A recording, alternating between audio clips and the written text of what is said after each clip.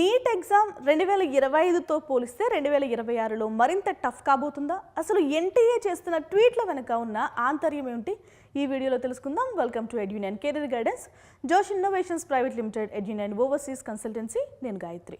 NEET exam అనేది చాలా tough. చాలామంది ఏం చేస్తుంటారంటే లాంగ్ టర్మ్ కోచింగ్ తీసుకున్నా కానీ క్రాక్ చేయలేరు. సో అంత ఫిల్టరేషన్ ఉంటుంది కాబట్టి ఈ నీట్ ఎగ్జామ్ని చాలా టఫ్ అంటూ ఉంటారు. మరి గతంతో పోలిస్తే ఈసారి ఇంకా పేపర్ టఫ్గా రాబోతుందా అనే దానికి మనం ఆన్సర్ అయితే చేయలేం, ఎందుకంటే ఇంకా ఎగ్జామ్ కాలేదు కాబట్టి. పేపర్ టఫ్నెస్ గురించి మనం మాట్లాడుకోలేం, కానీ కట్ ఆఫ్ గురించి మాట్లాడుకుందాం ఫర్దర్ స్లైడ్స్లో. ఓకేనా? నీట్ ఎగ్జామ్ అనేది చాలా టఫ్. వాస్తవానికి నిజంగా టఫేనండి ఎగ్జామ్.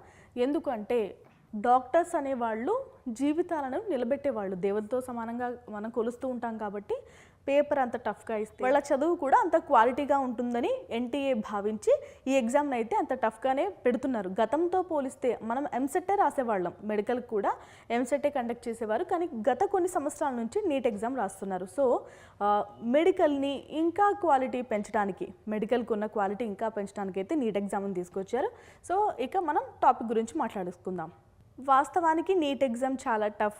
అలా అని భయపడాల్సిన అవసరం ఉంటుందా? భయపడితే మీరు చదివిందంతా మర్చిపోయే అవకాశం ఉంటుంది కాబట్టి చాలా ప్రశాంతంగా అయితే ఎగ్జామ్ అటెంప్ట్ చేసే ప్రయత్నం అయితే చేయండి.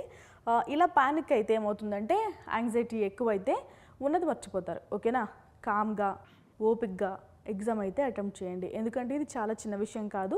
ఒక సంవత్సరం మళ్ళీ కోచింగ్ తీసుకొని మళ్ళీ అటెంప్ట్ చేయాలంటే చాలా కష్టం కాబట్టి ఇప్పుడే ఫస్ట్ అటెంప్ట్లోనే మీకు మంచి ర్యాంకు రావాలి, మంచి కాలేజ్లో మీరు ఎంబీబీఎస్ పూర్తి చేయాలి. ఓకేనా? సో అదే మీరు గోల్గా పెట్టుకోండి. ఇలాంటి టెన్షన్స్ ఏమొద్దు, బీ ఫ్రీ. ఓకే? అసలు ఎన్టీఏ ఏం ట్వీట్ చేసిందో చూద్దాం. You think it's just a question paper?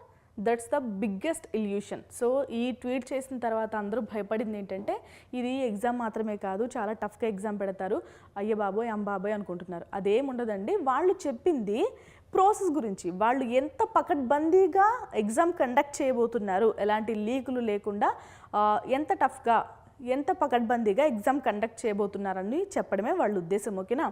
The illusion.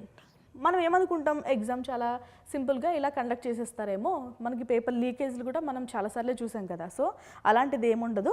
ఎంత సిస్టమాటిక్గా, ఎంత ఫిల్ట్రేషన్తో,